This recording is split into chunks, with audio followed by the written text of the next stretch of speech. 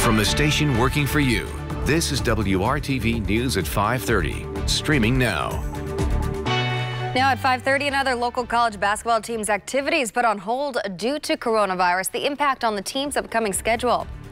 And while today is Cyber Monday, tomorrow is Giving Tuesday. How to avoid being scammed when you open your heart and your wallet. Chris. Topping our lineup today, major brands are offering new help to struggling small businesses, the money that's now available. And professional musicians, they are not letting the music stop with performance venues closed, how they're helping us manage the pressure of the pandemic. And an option for holiday shopping that you might not have considered before, refurbished gifts can help save you money, but consumer experts say there are a few things to keep in mind. The little drips that you see on our tower cam, weather cam, looking to the west may well freeze here in the next little bit. City lights taking over, and you can see the walking bridge across White River. Didn't quite turn things white today as most of the snow's been melting on contact, but I think untreated side roads may get a little cover here this evening, especially over the eastern portion of the state.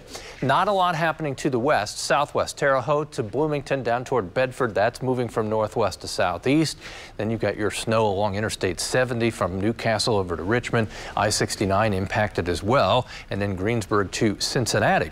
Temperature right now below the freezing mark in Indy and barely above it in both Lafayette and Bloomington, where temperatures are in the 33-degree temperature range. For the evening hours, as the temperature comes down into the 20s overnight, we'll have to watch for the slick spots. You can bet they're out salting roadways. We're not expecting much in the way of additional accumulation, but we are watching temperatures fall. These are not actual temperatures. These are the wind chill temperatures that are expected as we go through the overnight into tomorrow morning. And many of us are hitting the online sales for Cyber Monday, and tomorrow is Giving Tuesday. But you need to be careful to avoid getting scammed. More than 1/3 of charitable giving happens between Christmas and New Year's, and many people give on Giving Tuesday. But make sure you're giving to the organization you intend. Scammers will send you a message via email, text, or through social media asking you to donate. Before you do, double check the website's URL to make sure it's legit. And also look for misspellings, which can be a red flag. The Better Business Bureau says you should also be cautious if the charity asks for unusual forms of payment like iTunes gift cards.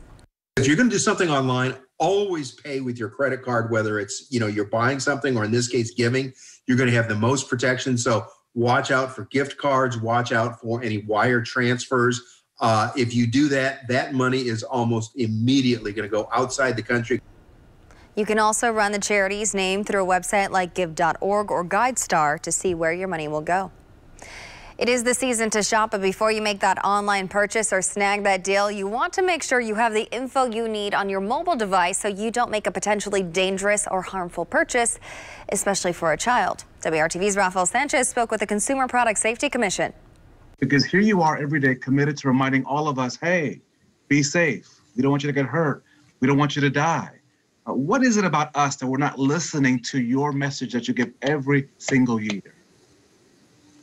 Especially now during COVID, families are overwhelmed and we have differing priorities, competing priorities this year, especially because of COVID-19. We're trying to keep our families safe. So what you want to do is actually you can sign up to get direct information about recall information from the Commission at saferproducts.gov or cpsc.gov, and you can get it directly in your inbox and directly sent to you. You can also sign up for our recalls app. That way you can stay in the know. The good news are our toy recalls are down. We had about 9 toy recalls this year, but again, it's so important. We still had 14 toy-related deaths and injuries to children under the age of 15, and the majority were from small parts and riding toys. Again, use that age labeling as a guide on the product. Take heed to the warnings you see online. A lot of us are using online shopping this year, again, due to COVID-19. And again, last year, federal regulators reported 14 deaths among children younger than 15 due to toys. Chris. Moderna is asking American regulators to allow emergency use of its COVID-19 vaccine. It says that the final results show that it's 94% effective. Now, here's some numbers. It's had 196 COVID cases so far in its study, and of that, 185 were participants who received the placebo. 11 got the real vaccine. Now, the 30 people who became seriously ill in this trial, they did not get the vaccine. FDA advisors are expected to look at all of the evidence on December 17th. Moderna is the second company to ask for emergency use. Regulators will be checking in on Pfizer's vaccine December 10th. Now, Pfizer's COVID vaccine will likely be the first to get authorization, and it's already on the move. It's being made at 2 plants in Michigan and Belgium. Shipments from the Belgian plant started coming into the U.S. over the weekend. Charter flights are being positioned to quickly distribute that vaccine. Now, Pfizer and Moderna's success with their COVID trials could impact how vaccines are made in the future, and it has to do with how they work. They use what's called messenger RNA technology. The virus's genetic code is actually injected into somebody, and so it can tell the body and the cells what antibodies to produce. Now, it hasn't been approved to be used in a commercial vaccine before. In the future, it's clearly going to be tough to beat RNA vaccines for speed, and that's a wonderful thing. I mean, just this demonstration of how incredibly fast they can move has been great. How effective they can be, I think, will depend on the particular disease.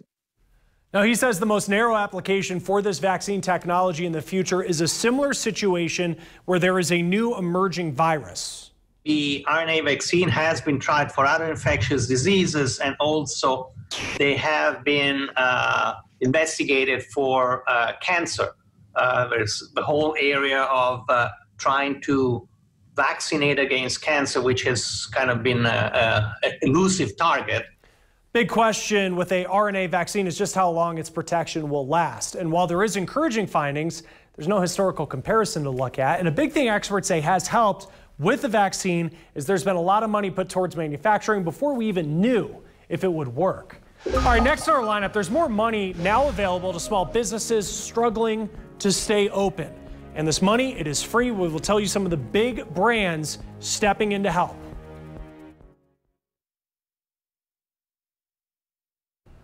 The UND men's basketball team has put all team activities on hold for 14 days due to COVID-19. That includes postponing 2 conference games slated for later this week and canceling a December 8th exhibition contest at Indiana State.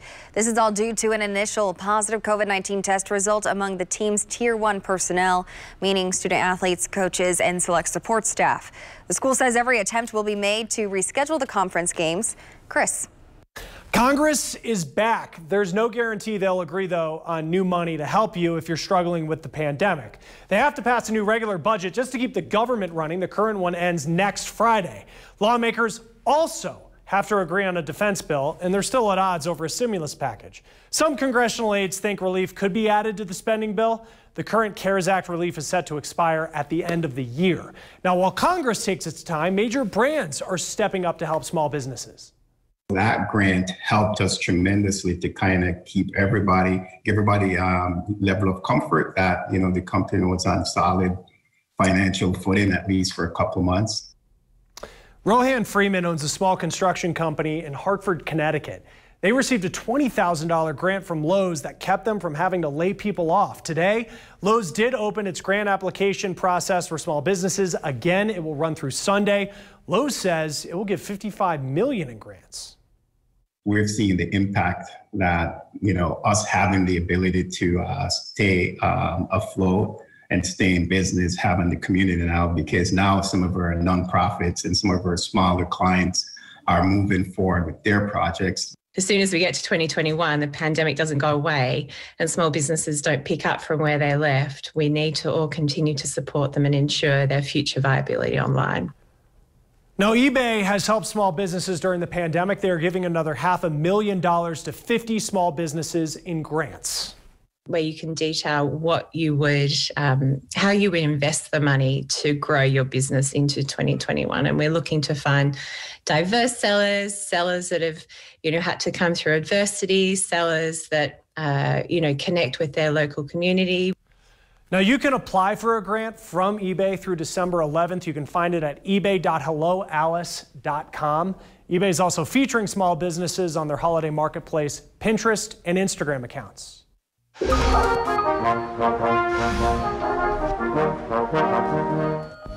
Well, ahead in our lineup, some professional musicians are taking live music outside With performance venues closed, we were taking a look at the impact that this music is having.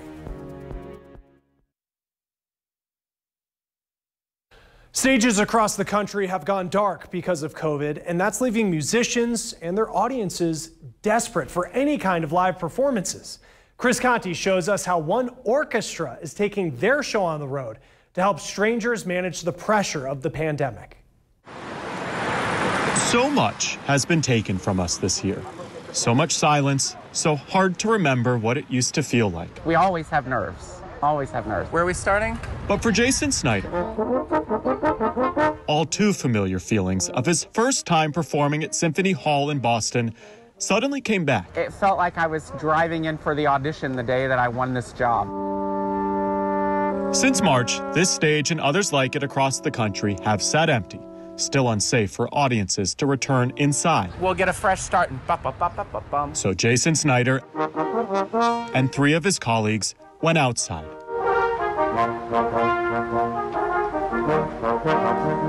I hope we catch people's attention, remind them that we're here. As some of the best French horn players in the country, a city street corner is a long way from the prestigious stages they are used to. But it is a stage nonetheless. Live music, there's no replacement for it. Over the years, these 4 have toured the world together. On this particular day, though, they were on a trolley traveling the city. They stopped outside hospitals filled with COVID patients, offering a crescendo of chords to remind people what they've been missing since March. Live music, it's been a long time. It's a reminder of that visceral experience that you get when you're listening to music. It's a physical sensation. As the director of education for the Boston Symphony, Leslie Wu Foley wanted people to listen, to feel music again. There's nothing like that in-person experience of just literally changing the air around you. It's a song that's being written by musicians from coast to coast. This is something that is popping up all around the country. Managing the pressure of this pandemic has been hard. It's been lonely, and it's been quiet. But finding a common chord might be the best way for all of us to find some common ground. In Boston, I'm Chris Conti. The Indianapolis Zoo is all decked out for Christmas at the zoo, and they want to remind you there is 1 week left to cast your votes and help get them to the top of USA Today's 10 Best Zoo Lights list. This is the zoo's 6th straight nomination. They've had 3 top 5 finishes and hope you can make them #1 this year. You can vote once a day through next Monday, December 7th. You can find a link at WRTV.com. The winner will be announced December 18th. And Christmas at the Zoo runs through December 30th, but will be closed Christmas Eve and Christmas Day. And it's a big week for the 20th annual WRTV Toy Drive. Drop-off sites for new unwrapped toys are at U-Store locations across central Indiana. We'll also be collecting items at Indianapolis area Simon Malls this Saturday, December 5th. For more info, go to WRTV.com/Toy Drive. You can also find info there about making a financial donation. Kevin. And thank you for your support over 20 years. How about that? Out to the west we go, Putnam County. No snow visible there. The rooftops look clean for now. And I think the western third and half of the state less likely to see any additional snowfall with any meaning to it. I think it'll be east of Indianapolis for most of us. You felt the wind, didn't you? Had to protect yourself from that. 40-mile-per-hour gust roughly in Indy, over 40-mile-per-hour gust up in Howard County, Kokomo with that, Muncie 32. It will stay strong tonight, not quite as strong as that, and through tomorrow. It's the direction, though, that's grabbing hold of the colder temperatures. We're some 20 degrees colder right now than we were 24 hours ago. That northwest wind will continue to bring in the colder air. There's your snow from, say, Hartford City, Winchester, Portland, down to Richmond, back to Newcastle, and the eastern portions of Hancock County, impacting I-74 as well from Greensburg on to Cincinnati. Temperatures become the story this evening and overnight. Although we've not had much of an issue on roads with the temperatures going below freezing and most cases well below freezing. That will be an issue on any untreated roadways. You get into West Virginia, 35, all the way down to Nashville, Tennessee, 34 degrees. I'm sure they find that unacceptable. Temperature is 30 in Chicago. Cold air continues to be drawn in to the Hoosier State on these strong northwest winds that will stay gusting over 20 miles per hour tonight. One little ribbon of lake effect snow still with us in the morning, but it's gone in the afternoon. We'll enjoy some sunshine through the day tomorrow. Temperatures, though, don't respond much to it. That cold northwest wind wins out. 35 for the high. Average high this time of the year, 45 degrees. Chris? The IRS says there was a bit of a mix-up with coronavirus relief money. The agency telling NPR its own error sent $1,200 payments to people in other countries. The IRS says it's because the non-Americans filed incorrect tax returns that made them appear to be citizens. It also said if there is another stimulus bill, the mistake is likely to happen again. Now, many of us know someone, or we've seen the requests for food on Nextdoor or Facebook. Some food banks are sounding the alarm during the holiday season. And as Alicia Nieves shows us, those food banks worry that they won't have anything left to give. Hi, how are you? Good, how are you? Good, thank you. From just outside Springfield, Massachusetts, to Washington, D.C., this is what lines look like outside food banks all over the country.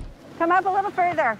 It is now normal to see hundreds of cars in a line stretching for miles. Just throw it in the back. And people like Michael Sell arriving 2 hours ahead of when the drive-through pantries open. I came here at 11 o'clock, and there was already 3 people in front of me. To ensure they get the help they need. It's almost incomprehensible how many people are hurting. Every distribution, we're running out of food, and I'm calling suppliers, and I'm calling the food bank, saying, I need more food. How many households are you picking up for? Robin Bielecki is with the East Hampton Community Center and works with the Western Massachusetts Food Bank to hold this drive-through food pantry a few times a month. A lot of the people that normally give, especially during the holiday season, are keeping that food. They've lost their jobs. Some are now in this line needing the help. You are all set. You're welcome. In the 19 years that she has been organizing this food pantry, Bielecki has never seen a need like this. We definitely hope we never get to the point where we will not be able to fill the need. But that is the real fear at most food banks around the country now, especially since in the next 4 weeks, if Congress does not pass a stimulus package, at least 12 million Americans will lose their unemployment benefits, and 11 to 13 million could be evicted from their homes. Most of those people will have no option but to turn to food banks. Already at the brink. Have a good week and a good holiday. You too, hon. I'm Alicia Nieves reporting. What a good. Well, Alicia, thank you. Now, a little girl with a passion for writing letters is becoming a published author. Emerson Weber went viral earlier this year when her dad tweeted her story.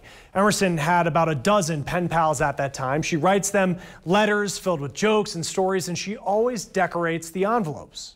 It's like a little piece of art that someone's going to find in their mailbox, and I get my inspiration from everywhere. Now, Emerson wanted to thank her mail carrier for always taking all of her letters, so she wrote him too.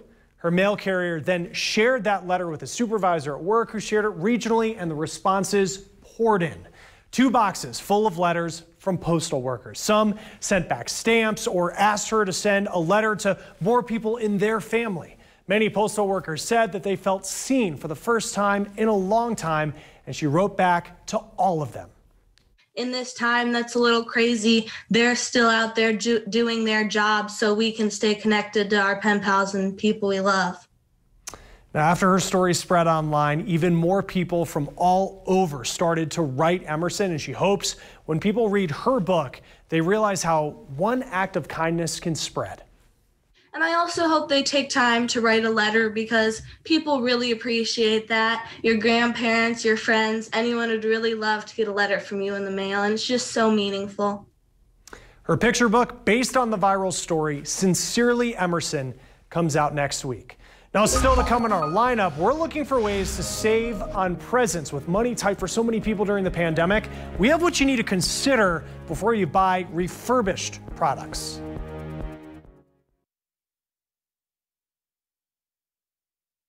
Online shoppers may want to consider refurbished gifts this holiday season, and today U.S. PIRG is releasing its Fix for the Holidays COVID update. It found the variety has expanded greatly since the last report 2 years ago.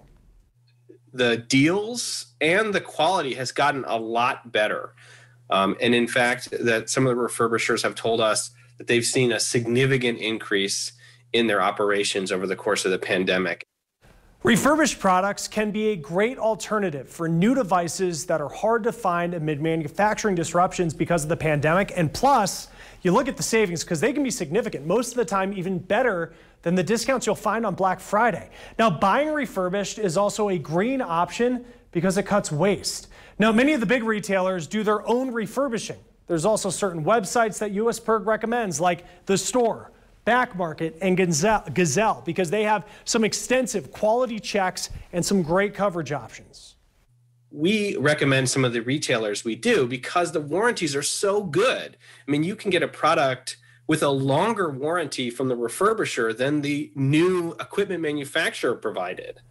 Now, when shopping refurbished, learn how the site differentiates its products. Then decide what balance you're looking for. Some products may be less expensive, but have more cosmetic issues like scratches and dings than others were returned without ever being opened. Also look for brands with a reputation for higher quality.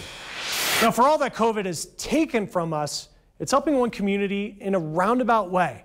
When the market for oysters dried up, nature lovers had an idea. Tomorrow, how these excess oysters are becoming the bedrock of coral reefs. Temperature right now in Indianapolis, 30 degrees, much colder tonight. This is where we land tomorrow. All in all, it will be a cool week, but after tonight, we'll be drying out. Much more about the hours ahead during the next half hour. The news at 6 starts right now.